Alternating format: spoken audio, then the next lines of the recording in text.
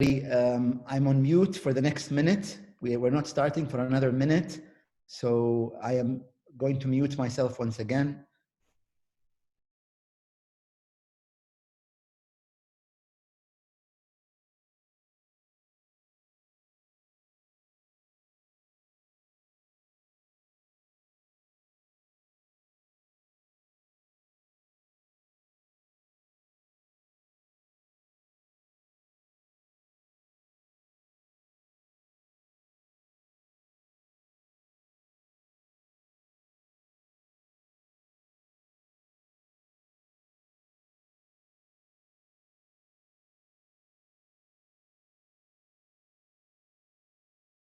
Hey, Sultan. Hello, Samia. Could you remove the yeah, wonderful. طيب, surprise, like a rock star entrance. Bismillah alayki. Okay, so we're about to begin in a few seconds. It's 7 p.m. here in the UAE, 11 a.m. I believe in New York. And I think we can start. We'll have more people join us. We're at 102 participants now, and I expect a few more people to be joining us. Samia, just letting you know that everybody else is on mute except you and I. And I might unmute a couple of people here and there to hear from them. So I suppose we can begin. Thank you everybody for joining the second edition of the online cultural Majlis. I'm very honored and very pleased to be hosting one of the greatest artists on this planet. She happens to be a Palestinian, she happens to be an Arab, she happens to be a woman, she happens to live in New York, but she is one of the greatest artists, at least in my eyes, and many people, and all of you who have shown up, I'm sure, admire her work, as do I. So I'll give you a little bit of how the next hour will pan out. I'll be doing a quick Q&A with Samia for 5 minutes, even less. And then Samia is going to share her screen and take us over about 12 works, some of which are oil on canvas, but she will also be showing us her digital kinetic work that she's been doing on the computer for over 30 years now. And then we'll come back and we will start taking questions from all of you. So you have the chat on the side of the screen and you can add your questions there, and I will go back and I will make sure to pick questions. And another thing is, please make sure you add your affiliation so I know who's asking the question. It will make things easier to introduce you to Samia. And also the chat will be saved, and I will send Samia a copy of the chat so that she could follow up. And in case any of you have suggestions or questions that we didn't have time for her to answer here, she will have your name and your affiliation. So basically, we'll be able to find you. So you will be able to share your question with others as well. So Samia, can I begin? Yes. طيب, hello. So a brief introduction. Samia Halaby is a Jerusalem, Palestine-born artist, scholar, and art historian known for her abstract works, but also known for her political activism through her work. Her abstractions are often inspired by nature, in particular landscape, texture, and certainly the native trees of Palestine. Samia, who lives in New York, was raised in Jaffa until her family immigrated to Lebanon after the occupation of Palestine in 1948. In 1951, Samia moved to the US, first to Ohio, then Indiana, where she earned a Master's of Fine Arts from Indiana University, and then studied at the Yale School of Art between 1972 and 1982, where she also taught as an associate professor. So Samia will be sharing with us some of her work, which is in many cases collected by some of the greatest museums in the US and in Europe. Here in the Middle East, she's in the collections of the Jordan National Gallery, the Dallul collection, Mazen Qubti's collection. He's with us here on the chat. But also in the West, she's in the Guggenheim collection, both Guggenheim Abu Dhabi, but also Guggenheim New York. and so many other museums, the Art Institute of Chicago, the Detroit Institute of Art.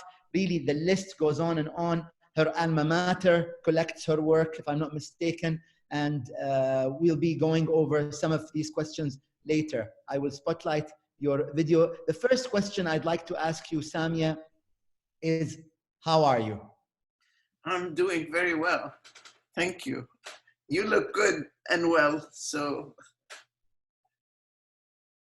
Samia, tell us how you are in light of the current events. How are you keeping yourself healthy? How are you making sure that you're staying safe in this environment in the US? I started isolating myself a little, maybe just exactly on time, and pushed into it a little to become a little more conscious of it by my grandniece, Medicine, who insisted I stay, who scared me properly, and who went shopping for food for me and still won't let me out of the house, except that she's in Brooklyn, I'm in Manhattan, and I have gone out a little bit, but I haven't entered stores. But I've been intelligent about how I went out. And you might be wondering, Sultan, what it's like in New York, because I'm guessing, first of all, I am so impressed by the number of people who keep calling each other. I certainly received many calls and communications. People are concerned about each other, and they ask, and they wonder if you need anything. And also in this, what you receive in the news are statistics and dysfunctional leadership with their pronouncements, to say the least. But the streets of New York people are polite. At night, you know, what I experience of impoliteness or nastiness is late at night, on rare occasion, I've heard cars zooming insanely up and down the highway, the streets of New York and Manhattan, which are not highways, but they sound like they're making loud noises almost on purpose. But the streets, when you walk the streets, people are polite. They make room. They see me coming with my white hair. They especially distance themselves. So what I see on the street, because I threw my TV away and abandoned the mass media, what I see on the street are good people. So that's what it's like in New York. Okay, well, we're very glad that you are keeping safe and healthy. And thanks to Madison in Brooklyn, who's also joining us here on the chat. Samia, I think without further ado, maybe we can start with the presentation, and then we can come back to the questions of the audience. So would you please share your screen with us, Samia?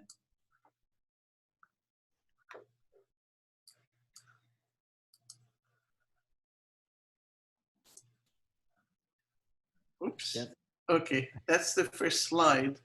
Okay. So do you want me to start? Shall I start? Yes, please walk us through the slides and why you chose these works. Okay, I started with one of the most recent substantial works that I've done. This is quite large. You'll see the measurements at the bottom. I was trying to, it's titled Simultaneous Depth. I was trying to make a space where you saw front, back, middle simultaneously. But, you know, the ideas that go through one's head are numerous. I'm not going to go through them now, but you can see that I'm very interested in geometry in this piece and basically in my work. And I followed your insights and tried to explain how I moved from oil painting. So here I showed you a painting that is now, I'm moving back now a little more, nearly 60 years back. Actually, it is 60 years back. I'm moving to 1959 when I graduated from undergraduate school in Cincinnati and moved to Michigan State University in East Lansing and was studying painting. And this is my studio as a graduate student, my very first month at school. And this is a painting that comes from that period. It dates from the 1960. It's an oil painting. It reminds me a great deal of Jumana Hosseini's work. And even though I didn't know her, and this may predate some of her work, doing the cities, but it tells you something of the Arab world and Palestine in my heart, deep into my intuitions, regardless of where I am and what I'm painting. And I titled it The City, but maybe it's Jerusalem in its own kind of way. An oil painting, 9 years later, I had started doing a series that's abstract in its overall. Okay, I found this on the web first, that abstract. We silenced my phone, but Siri seems to insist, so I'm going to shut down the phone. Samia, can everyone see Samia's screen, by the way? Thumbs up if you can see Samia's screen. Great. Okay. Tfaddali. So, and now I'm doing oil painting of my, in a very geometric manner, very concerned about the picture plane, but then this is oil on canvas. And by about the mid-80s, this is about 20 years after the previous slide, I had begun using, had spent some time in Hawaii and was forced to use acrylic because there was a show and paintings had to dry.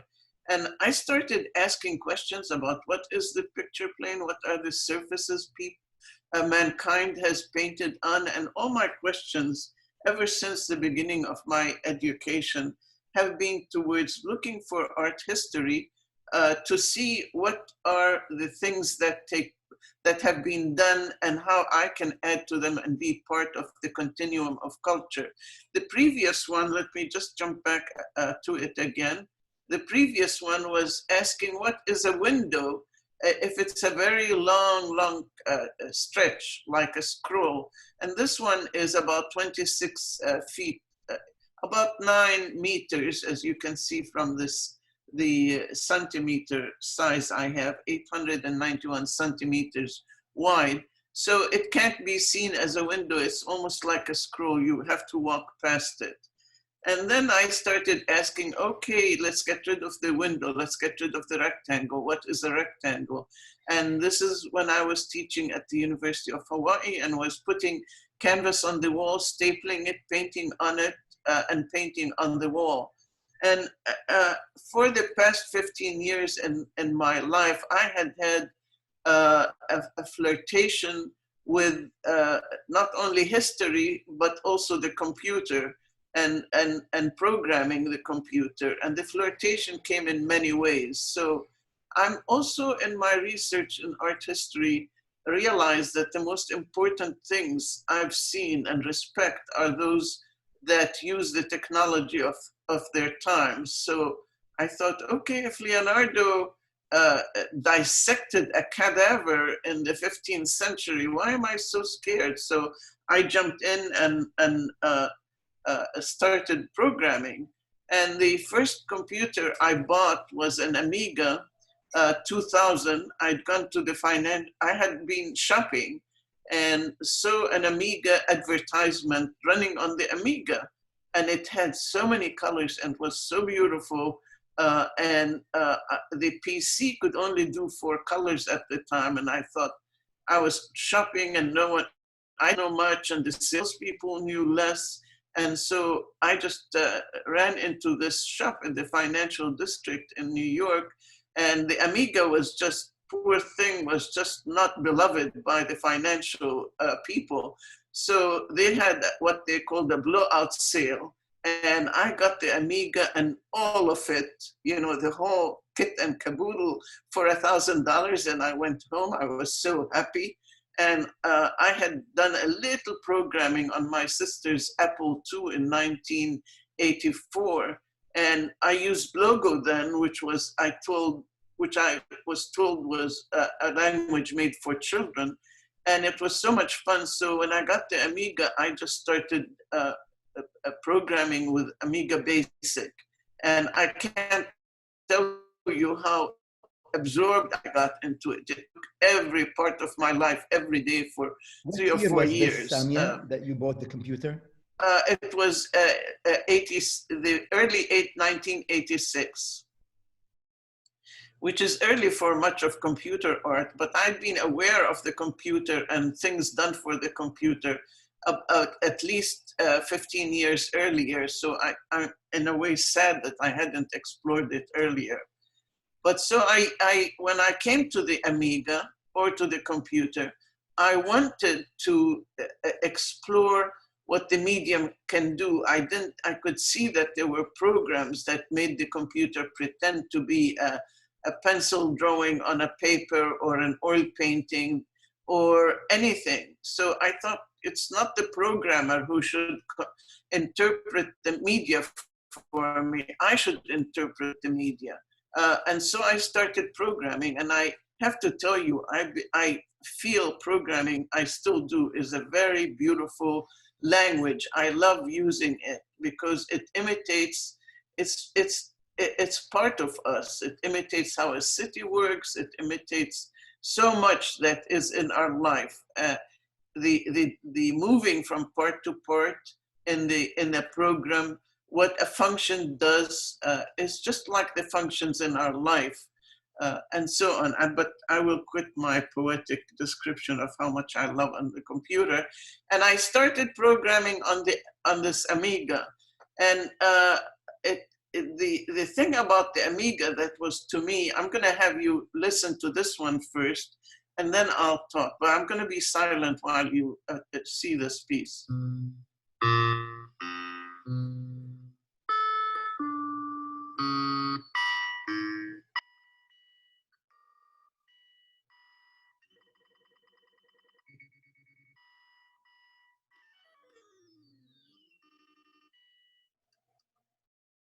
Well, I have to tell you two things. When I was doing this in the 86, 87, and I'd invite friends and we'd sit and watch together, we would just giggle. You know, they were very funny programs to me and to them. And it wasn't like, oh, this is funny like a joke, but it was funny like something delightful. Here's this machine, and I push a button, and it runs for 3 minutes or 2 minutes, and it's doing this. And there, you know, the sound is not very elegant. It's not music. It's not music. And these are imitating what we experience in the world. We move, we see things in motion, we look here, there, and everywhere, and we hear sounds behind us that we don't see anything connected to them, and we see things way in front of us that don't have sound because they're too far away. So this is about seeing the world in an abstract way, but it's just as true as any film recording of the world. And so the delight of seeing this and the surprise of having the computer do it was something to me very special. And I always felt this is a very short clip. These are short clips. They're not the entire piece.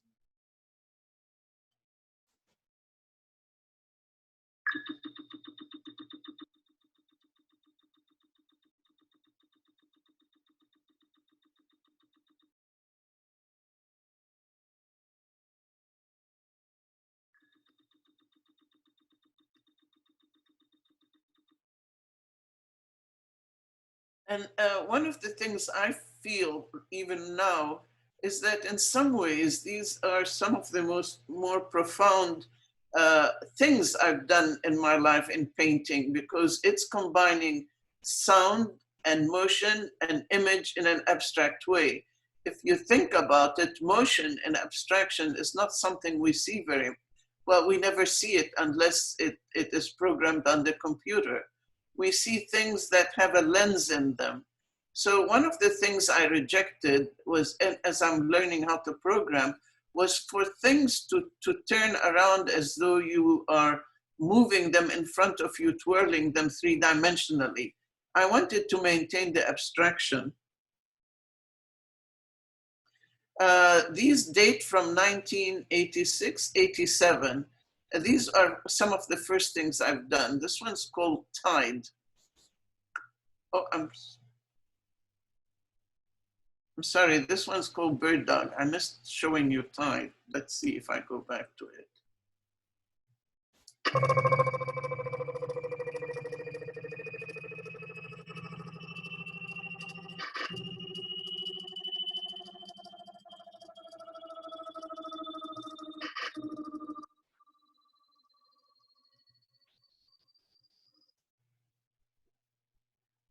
And the next one is called Bird Dog.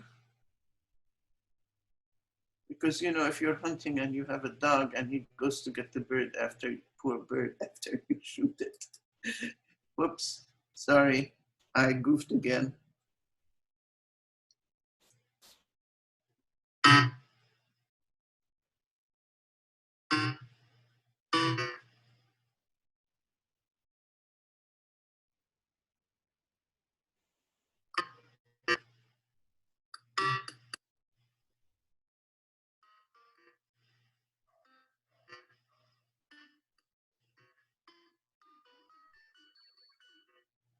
Samia, before you proceed, can you tell us a little bit about the sound element? Is it part of the artwork, and where do you get the sound from? Okay, the sound is programmed. This is programmed sound. Later on, I change, but the sound, when I talk about the sound and the image in one function or in one loop, I have a command that tells the sound to change in timbre and change in level at the same time that I'm telling it to do a rectangle or a line to go from here to there. So sometimes I'm using this same number. The function says from 1 to 200 repeats, change the sound and change the image and change the color. So all of it is knitted in. And so it's not planned as music, it's planned as signals, noises you see in the street. You know, a car beats, a train shoots past you, and so on. It's not planned as a bass rhythm with melodic over it. I know little about music, but so then I could see that people were performing music, digital music, and at the conferences I went to, and they were irtijal, they were just working together impromptu without pre-planning. So I thought what fun it would be if I would work that way with musicians instead of planning my own sounds. So I partnered with an electronic musician, and it was good for a while, but then I partnered with two friends, Kevin Nathaniel Hilton, who is sitting, you see my arrow right here, looking very young. Kevin was my student at Yale University, and he now lives in Brooklyn. And I see him quite often. And he was such a great student as an art student, but it changed to music afterwards. And this is another friend, Hassan Becker, from also another musician. And they were both percussionists, and they would set up all their percussion tools. And you see me here playing my keyboard, which by then I had programmed on Windows to transform the keyboard into a piano kind of tool that did not play sound, but played moving images. And so we worked together. This performance, by the way, was in Damascus, this picture, at the Muna Atasi Gallery in 1997. It was in the early 90s that I finalized this program where the keyboard is transformed. And so we performed it together in Aleppo as well as Damascus, and then we performed it at Birzeit University in the West Bank, and then we performed at Darat al-Funun, this whole thing with Kevin and Hassan. So then the programming changed and the sound changed. So the sound now is music. And the program still exists on a poor little Toshiba laptop that I bought in the 90s. And this laptop is, you know, now nearly 20 years old. It's going to give up the soul. And I have to figure out how to get the program out of it. Because at that point in my life, I had stopped programming, frustrated with the different changes that companies were making and how hard it was to move from one part to another or do things. And I went back to painting. But that's good because at that point, since then, I produced some paintings on canvas that I think are important. So this is with the music of Kevin and Hassan and 3 other musicians. And this one, the performance took place recently. And this one is called Branching.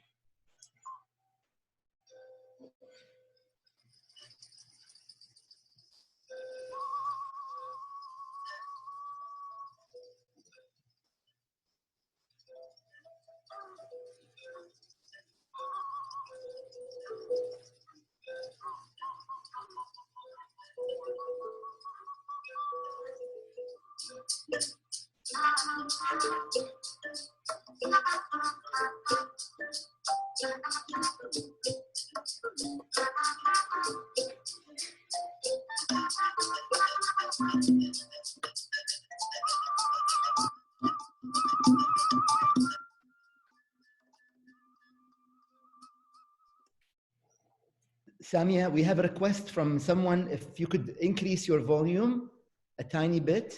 I don't know if that's possible or not from your side. If possible, please do so. I'll try. There is towards the end of the, oh, there you go. Could you give me control of your mic? Hold on, I'm going to request control.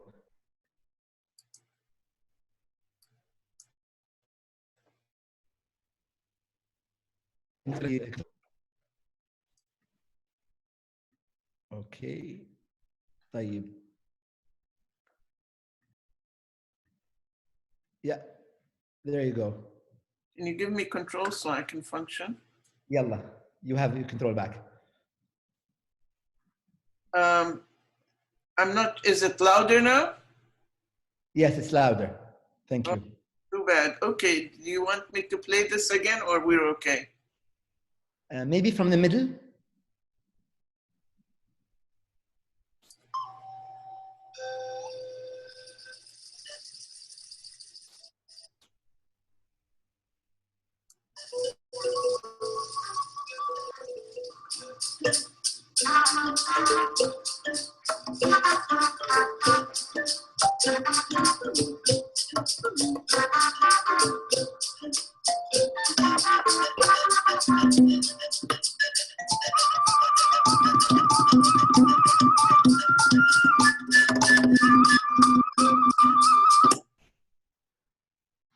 Was it louder? Perfect. This one is a piece called Brass Women, and I titled that way. It was first done during the time I was an activist, and I could hear lots of African American and Latino women lecturing, talking at demonstrations, and I loved how mouthy they were, if I may use a word that people think of as an insult, how bold and how assertive and how clear they were in their discussion. So this is a homage to African American and Latino.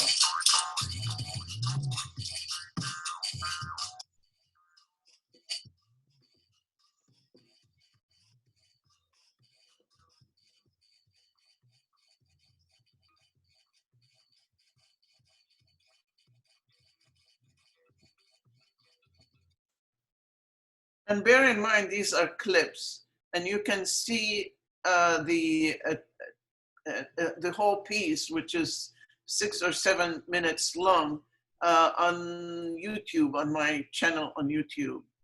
And the link to that channel is on my Instagram page. So this one is titled Giafa. I was born in Jerusalem, but my father was an importer And he moved to Jaffa, and Jaffa was a great city. You know, just so proud of the connections it had. There were peers all over the world that were called Jaffa, and we had an amazing culture and a city culture of which Vera is a descendant of, an inheritor of, Vera Tamari, whose work is very special. And so this is my memory of my, school children in Jaffa. I know it doesn't show children. In the original one, I called out names of my childhood friends, but in this performance, it's different. There were 5 musicians at this performance. Oop, again, I made a mistake.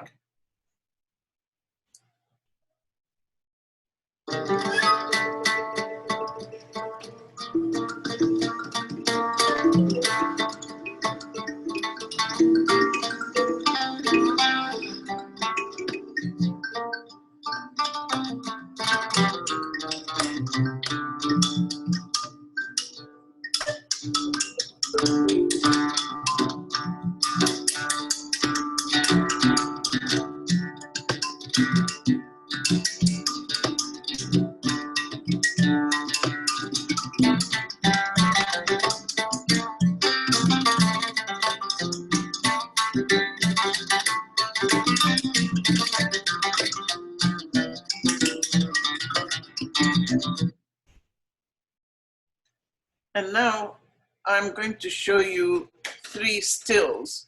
The program that I wrote for performing with the musicians that you've just seen clips from also could, I built into it a way in which I could freeze a frame and save it into a file as an image. So this is an image from from one of the performances called Brass Women. This is from the theme Brass Women. And in it, I had several shapes that kept growing, expanding, and contracting, and they covered each other. And the program I wrote in such a way that I could change the colors on the fly as I'm typing. And I had many things. The things that grow slowly are not photographed, they're not animation, they are on timers. That is, I write a function and I tell the computer every 5 seconds, draw another line and use this set of numbers to color it, and this set of numbers in an array to decide its size. So the computer, as an obedient servant, you know, it's not intelligent, it just does what I tell it.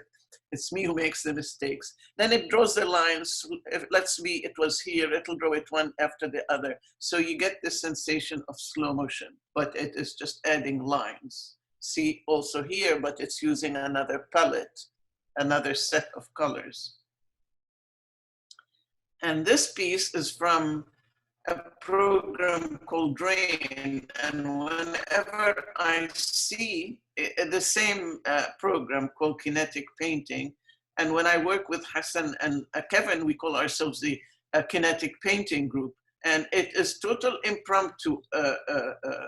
We practice a little bit, we know ideas ahead of time, we know where we have a city as a theme or rain. And then we just work together. And then when we perform, it's all unpredictable what will happen. And this, I'm shooting little lines and changing the color as I'm shooting them. And it creates the sensation of rain. And the rain slowly blurs what's behind it in shapes and looks like rain and rainy day. Purple rain. And this one is also from Rain. There are pebbles, things that look like stones. And those I actually went and got a pebble, several, and I drew the outline of the pebble and enlarged it onto graph paper, and then slowly, laboriously decided all of the vectors, all of the numbers around the edge, and then put them in an array And once they're in an array, I could make it bigger, smaller, change its color. But you see, it's not a geometric shape. It's a shape that is worn by, in a river, by water, and so on and so forth. And that is my kinetic artwork, which is fun. And now, Sultan, you asked me if I would show something of my political work. And so I didn't want to stress too much on it because we're in the mood of the kinetic painting. But in the world of my political art, one of the more polite pieces was done in the late 1960s. And I submitted it to Beirut as a poster for a poster competition. And you know, Beirut was class war at the time. But it was rejected, but with people that I worked with in the Palestine Aid Society, we eventually made t-shirts out of it and sold bundles. The most fun sale of t-shirts was one enthusiastic member of the committee was selling it on the corner of the street. And someone came by and said, I'm gonna buy a t-shirt for everyone in my sailing boat crew. I love this design. And he had no idea what the design said. and so, you know, we always laugh thinking there's a sailboat crew that's wearing Palestine t-shirts unknowingly. And what is special to me in this poster is you see Al-Quds here as the heart, the main city. And then you see Nablus, Riha, and so on, Gaza, long live Gaza, Yafa, Haifa, and in between woven is three of our Palestinian heroes. You see Salah ad-Din al-Ayyubi, and here you see Abd al-Qadir al-Husseini, and here you see Izz ad-Din al-Qassam, which some people may not know much about, but these were on our mind at the time, and I wove them into this piece, this calligraphic piece. Samia, actually, one of the guests here, Ghida Haddad, says she bought one from an ADC convention in Washington, D.C. in the late 1980s. So she has one of your t-shirts. Yeah. Well, the t-shirt was copied by other groups besides ourselves. So long live the Palestine activist groups, all of them at all levels. So maybe she bought one of ours, maybe she bought another one, but I am so glad people have them. Then a friend of mine decided to redo it on actually Dia Batal in Beirut when she was younger in Beirut, did it again. So long live Palestine. May it be free sooner than later. So, I didn't mean to do that again. Sammy, a mistake here. Did I lose control of the, did you take control? I have one more, no? No, you have full control of your screen and your mouse. Okay, my computer's decided to go a little crazy. Here we go. And then finally, after the political poster, I want to show you other political work I've done. Drawing the Kafr Qasim massacre was a very, very important effort inspired by a friend from Kafr Qasim. So I worked very hard on this project, and it culminated in a book that was published in 2016. And this one was earlier. Liberation Art of Palestine was done in 2003. This is available on the internet, and it is being sold by Palestine Books. This is about my artwork, which is available from Ayyam Gallery, so is Growing Shape. But if you go into the internet and you can find these two books, Kafr Qasim and Liberation, the company Palestine Bookselling Liberation has Growing Shape, can do Growing Shape as well. So, but let us know if you have trouble and you would like to look at any of those books. We'll try and make them available. But thank you very much, Sultan. This is I didn't start properly. I want to thank you for hosting me. It's really an honor to be part of this project you're doing. So I admire what you're doing and a great deal. So all power to you. Continue with great strength. Thank you so much, Samia. It's such an honor once again to have you. We have 183 people online and many of them have sent questions. And so I will begin first by apologizing to Ghia Haddad. Her name is Ghia because I misspelled her name. But maybe before I take questions, I'd like to invite one of the artists who is here, Miss Sitvera Tamari. Can I invite you to say a couple of words because it's such an honor to have you? I will be unmuting you. How do I? One moment. I don't know how to get back to the. I'm very bad in technology. We can hear you now. Should I? You can hear me. Okay. Hello, Samia. Can you hear me? Yes. Hi, Vera. How are you? Hi, Samia. And thank you for mentioning that I came from Java. I'm honored. I love that piece. I remember very well, Samia, the time you did your presentation in at Birzeit University. We invited you and your percussionists to come and perform. And I remember it was a large auditorium with many students attending. It was a very revealing and very magical performance. I mean, everybody thought it was because computer, when was that? I can't remember, the 90s sometime, wasn't it? 97. 97. So I think it was an eye-opener for, especially for the architecture students whom I was teaching then, and to see the genius of your work and the way you built up your program. It was very moving for all of us. And since then, you have become our favorite artist in Palestine, Samia. You're my favorite, Vera. Thank you. That's so. Thank you so much to Sid Vera.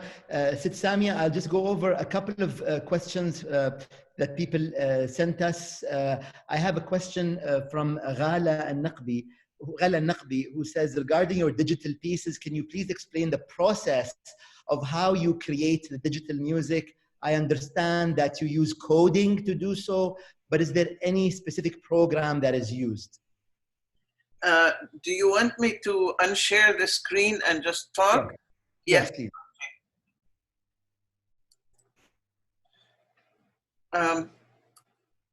I did not use anybody else's ready-made programs. No programs were used that were this, that, or the other. I was using the Amiga, and at that time, many of us who were using the Amiga in the 80s, the Amiga made it possible for us to get under the hood and program.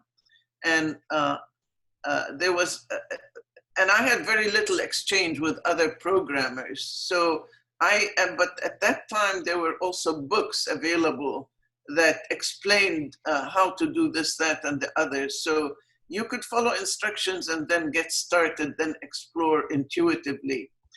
But so I coded everything. I coded the sound. And the reason the sounds are so, in the Amiga pieces, please see a difference between the Amiga pieces and the pieces on the Windows. When I worked on the Windows in the 90s, the sound was musicians actually using not digital music, but using analog instruments. When I was on the Amiga, I was coding everything. So to the extent that I coded the timbre. So I created an array of numbers that decided the timbre of the sound. Then I had to code the entry into the sound and the departure from the sound. So because if you started at the loudness you wanted, then it would just pop and it would make a strange sound. So it all had to be carefully done within the code. And so that's what I did. It's entirely coded. And if I get back into programming, which would be fun again, I don't know that it would be so easy these days.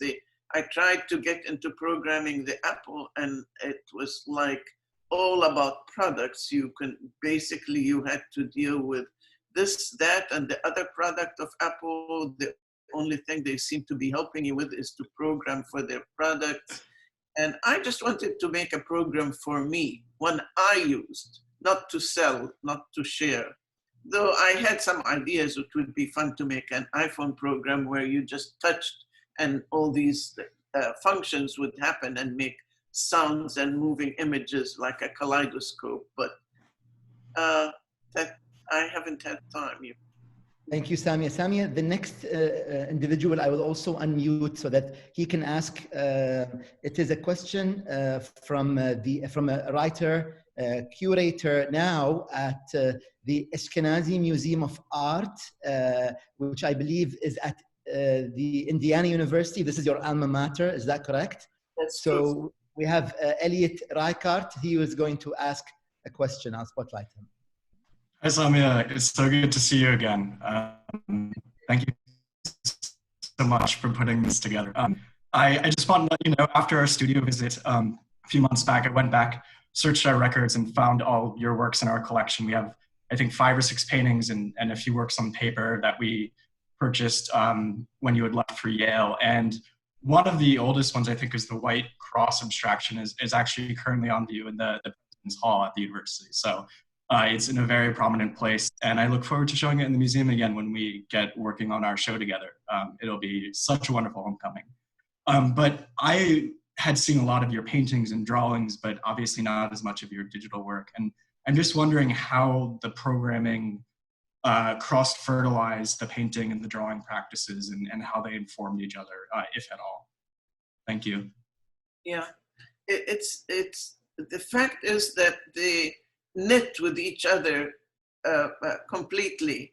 There were things that I learned from computing and being on the computer that were amazingly important to my work that I would not have had a concept of were it not for programming in the computer. One of them was the light that emanates from the computer and the brightness of the color influenced my color a great deal, in the sense that it told me your paintings are rather low key. Why not hype up the saturation, the level of color?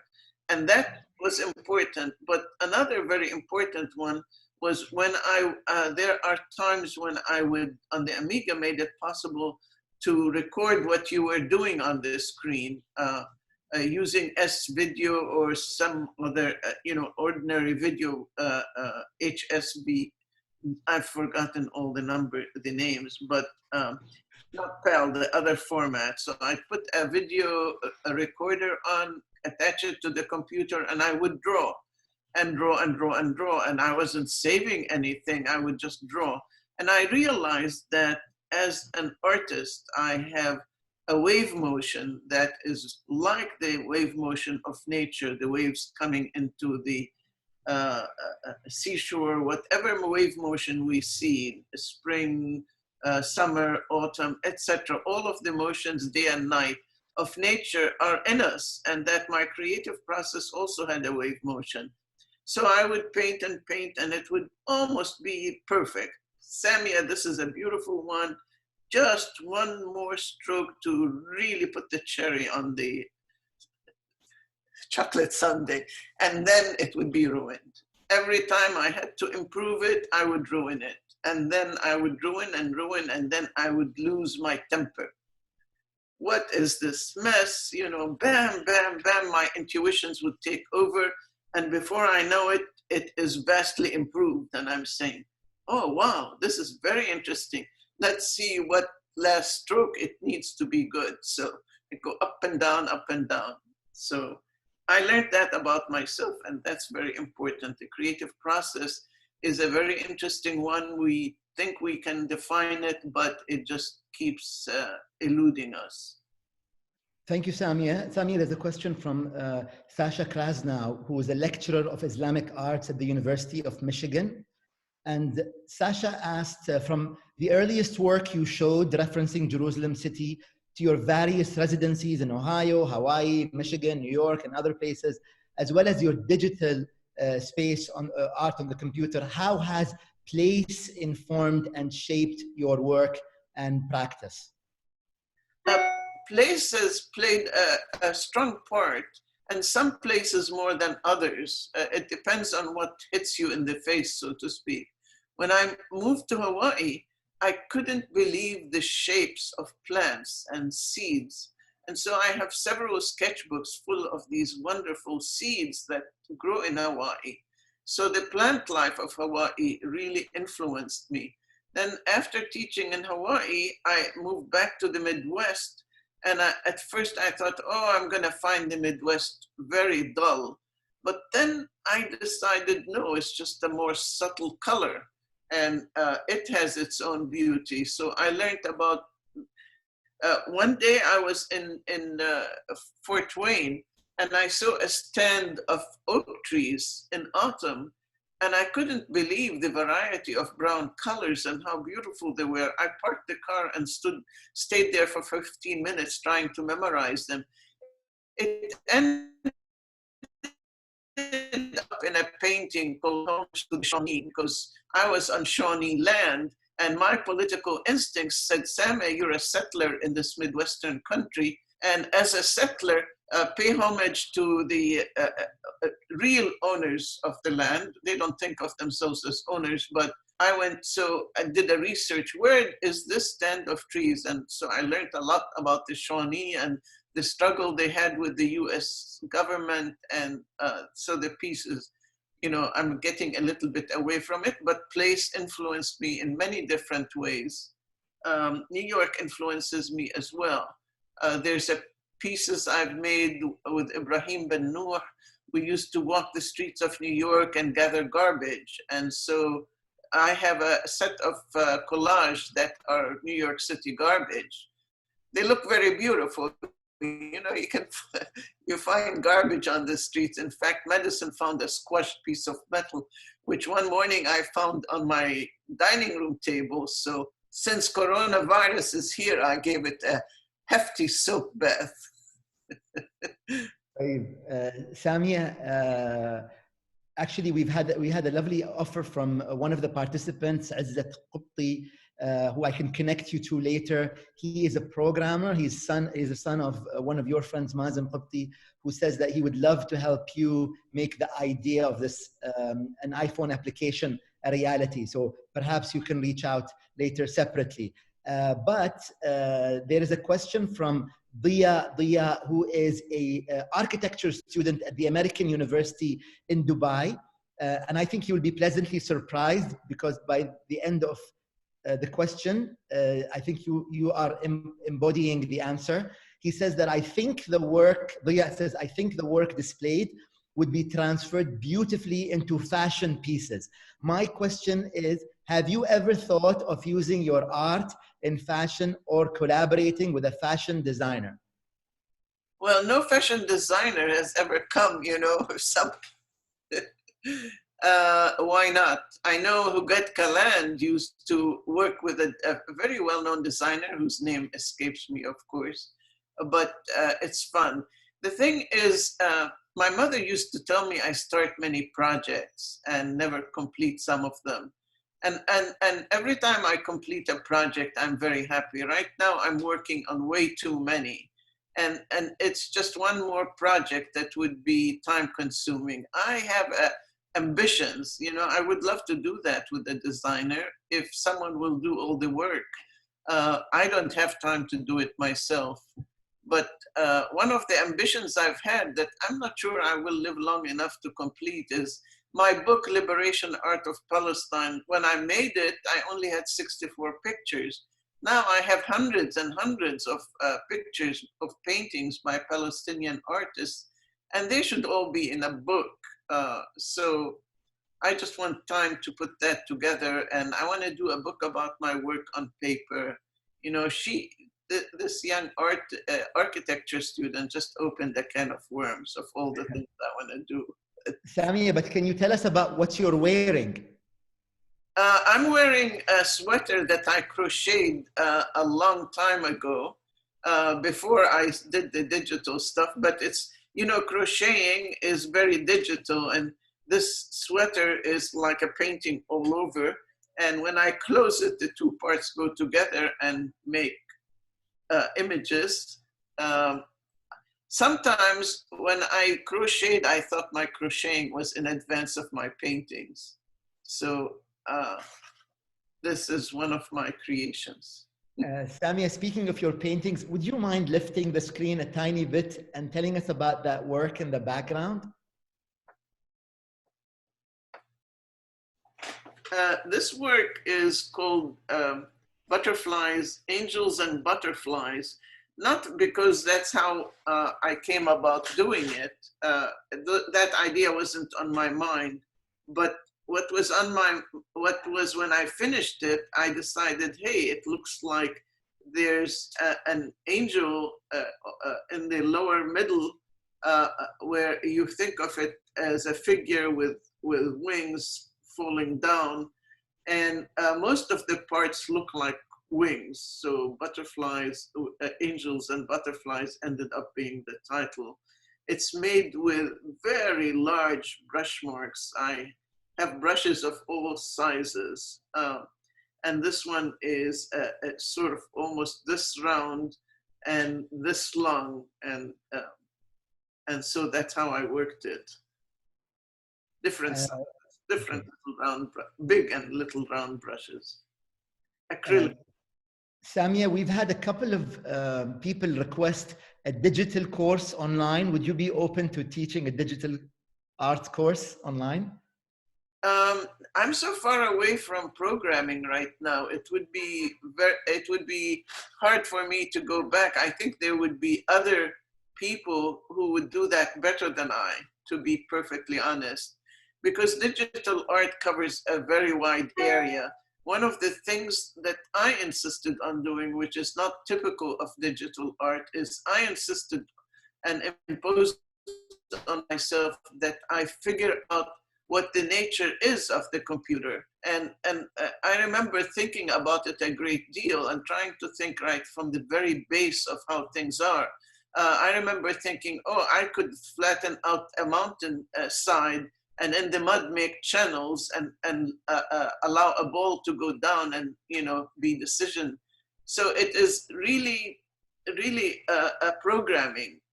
They're asking about programming.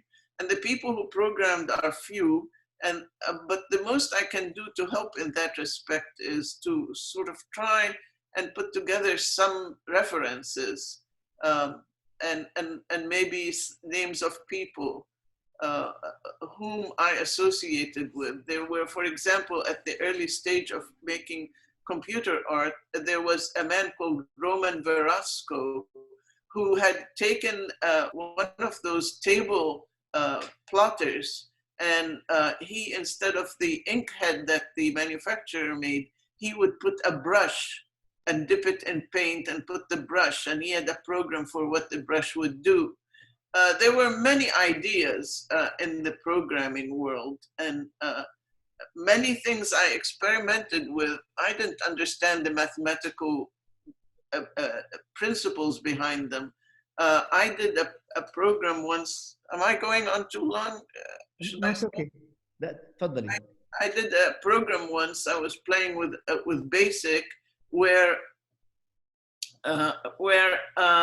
somehow or the other, you know, I said, okay, I want to imitate a seed and how a plant grows, and then other groups grow. I'd seen a set of flowers growing in the wild and how they are next to each other like a community that grows from one seed.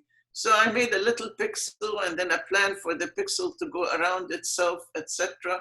And it made some amazing results that I had not planned on. There was wood texture, there were stars. Actually, in the program that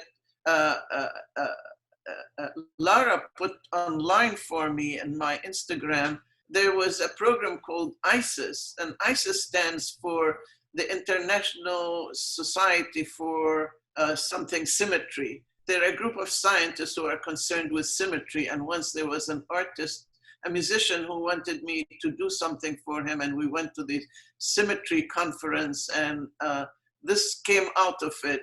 And so there are some things that surprise me. I know I'm programming something, but it must follow a mathematical principle, but I'm just doing an algorithm. Do this, then do that, then do this, and do that, and see what happens. So it's really hard to teach that. If students want to try and do this, they should try and learn programming basics and then experiment. And experimenting you can't teach. You can just tell people, be brave. So Samia, I think we'll be drawing to a close in a few minutes. I just want to tell you that the chat bar has been very active. We've had Maya Samawi, who's from Ayyam Gallery, I believe, who is helping people with finding your books. We've had a few students who are offering to help you with programming, and it really is very lively. So I just want to say thanks to everybody there who are asking questions. We have a bunch of journalists, we have a bunch of collectors. Mazen Qubti is here. I wonder if Mazen, if you would be interested in saying a few words, Mazen, since you are one of the most prominent collectors of Palestinian and Arab art. If it's okay with you, raise your hand and I'll unmute you. Is that okay? Okay. So I'd like to invite Mr. Mazen Qubti, a very important, prominent collector, to say maybe a few words about Samia's work. And we cannot see the book. I believe you're showing us the book. You need to lift it. Tfaddal, Ustaz Mazen. You know, one thing I want to say, my grandson is next to me. His name also is Mazen.